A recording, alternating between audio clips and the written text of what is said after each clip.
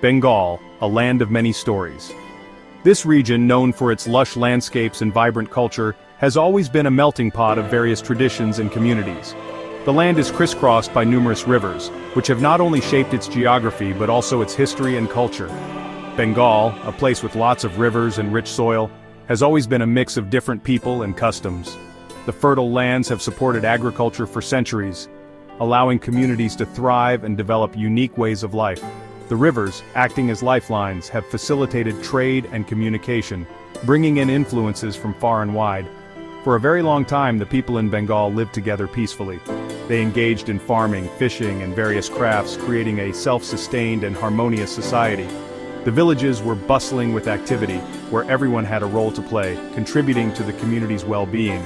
They shared the same language, Bengali, and loved the same stories, music, and art.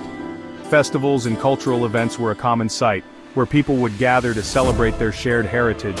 Music, dance, and storytelling were integral parts of their lives, reflecting the rich cultural tapestry of the region. Their lives were connected to the rivers, which gave them food and helped them travel. The rivers were not just physical entities, but were deeply embedded in their cultural and spiritual lives. They provided sustenance, facilitated trade, and were central to many of their rituals and traditions. But then, things changed when the British East India Company arrived in the 1700s. The arrival of the British marked the beginning of a new era, one that would bring significant changes to the social, economic, and political fabric of Bengal.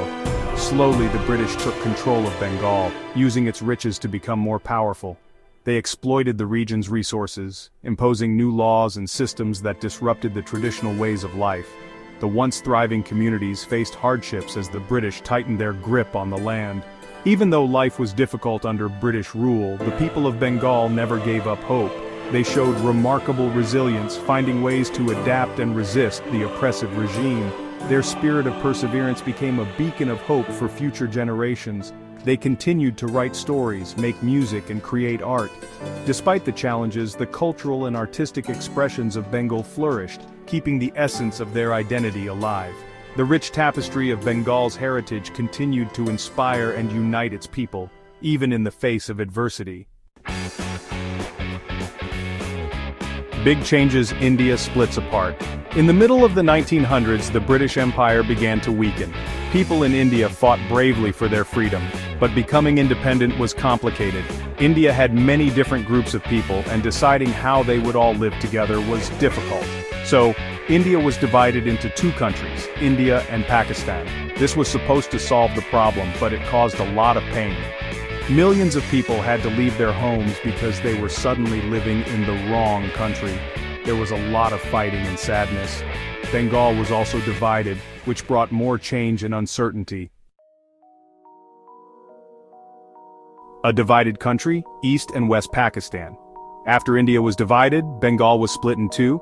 West Bengal became part of India, while East Bengal, where most people were Muslim, became part of Pakistan. It was called East Pakistan. Even though East and West Pakistan were both Muslim, they were very different. West Pakistan was bigger and had more power. East Pakistan had more people, but nobody listened to them. People in West Pakistan spoke Urdu and wanted everyone to speak it too. But in East Pakistan, people spoke Bengali. They felt like West Pakistan didn't respect their language or their culture. This made them angry and upset. Language, culture, and identity. The fight for language. The story of the Bengali language movement is one of passion, resilience, and an unyielding love for one's mother tongue. It all began with a simple yet profound desire to preserve the essence of Bengali culture and identity. When Urdu was made the only official language, people in East Pakistan were very upset. This decision was not just about language. It was about erasing a rich cultural heritage. The imposition of Urdu felt like an attack on their very existence. They loved their language, Bengali. It was the language of their poets, their songs, and their everyday conversations. Bengali was more than just a means of communication. It was a symbol of their identity and pride. It was part of who they were. The language carried the weight of their history, their struggles, and their dreams. It was intertwined with their festivals, their literature, and their way of life. Forcing them to speak Urdu felt wrong. It was like stripping away a part of their soul. The people of East Pakistan felt alienated and marginalized. They were being asked to abandon their roots and adopt a language that was foreign to them. So, they started the language movement to fight for their right to speak Bengali. This movement was not just about language, it was about reclaiming their identity and asserting their rights. It was a fight for dignity and respect. Students, artists, and everyday people all joined the movement. The streets were filled with the voices of those who believed in the power of their language. It was a collective effort, a united front against oppression. The government tried to stop them, but the more they tried, the stronger the movement became. The resilience of the Bengali people was unwavering. They faced arrests, violence, and intimidation, but their spirit remained unbroken. The language movement showed the world how much Bengali people loved their language and their culture. It garnered international attention and support. People from different parts of the world admired the courage and determination of the Bengali people. It was the beginning of a long fight for respect and freedom. The language movement was a pivotal moment in the history of East Pakistan. It laid the foundation for future struggles and ultimately, the quest for independence. The seeds of discord had been sown, but they also planted the seeds of hope and resilience. The fight for freedom, the people asked for freedom. This was not just a simple demand, it was a cry from the heart of a nation yearning for justice and equality. The streets were filled with passionate voices, each one echoing the same desire for freedom and self-determination. After the language movement, people in East Pakistan wanted more freedom. They had tasted the power of unity and realized that their collective voice could bring about change. The language movement had ignited a spark, and now that spark was turning into a flame. They felt like West Pakistan treated them unfairly.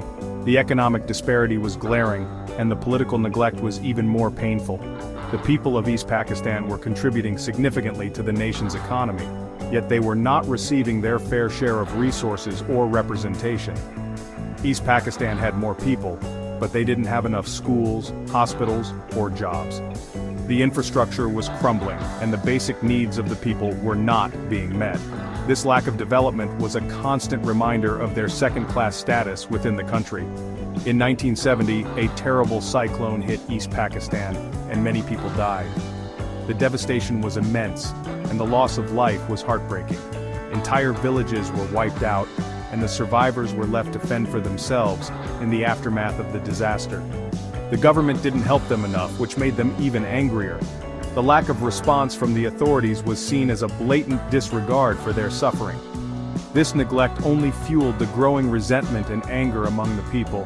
They realized they had to fight for themselves. The people of East Pakistan understood that if they wanted change, they would have to take matters into their own hands. They began to organize and mobilize, preparing to stand up for their rights and demand justice. The Awami League, a group that wanted more rights for East Pakistan, won the election that year. Their victory was a beacon of hope for the people, a sign that their voices were finally being heard. The Awami League promised to address the grievances of East Pakistan and work towards a more equitable future. But West Pakistan refused to accept the results. The ruling elite in West Pakistan were not willing to relinquish their power or acknowledge the democratic choice of the people. This rejection was a slap in the face to the democratic process and further deepened the divide between the two regions. They didn't want to share power. The refusal to share power was not just about political control, it was about maintaining the status quo and continuing the exploitation of East Pakistan. This obstinacy was a clear indication that the ruling class in West Pakistan had no intention of addressing the legitimate concerns of the people. This made the situation even worse. The frustration and anger in East Pakistan reached a boiling point. People felt betrayed and abandoned by their own government. The stage was set for a larger conflict as the demand for freedom and justice grew louder and more insistent. A new country is born, the Bangladesh Liberation War. On March 25, 1971, the Pakistan Army attacked people in East Pakistan. They wanted to crush the movement for freedom. But the people of East Pakistan fought back bravely. They formed a group called the Mukti Bahini to defend themselves. The war lasted for 9 long months. Many people died, and many more suffered. India supported East Pakistan and helped them fight for their freedom. Finally, on December 16, 1971, Pakistan surrendered. East Pakistan was free. They named their new country Bangladesh, a country where they could finally be themselves. Victory and its aftermath, a new day. Output,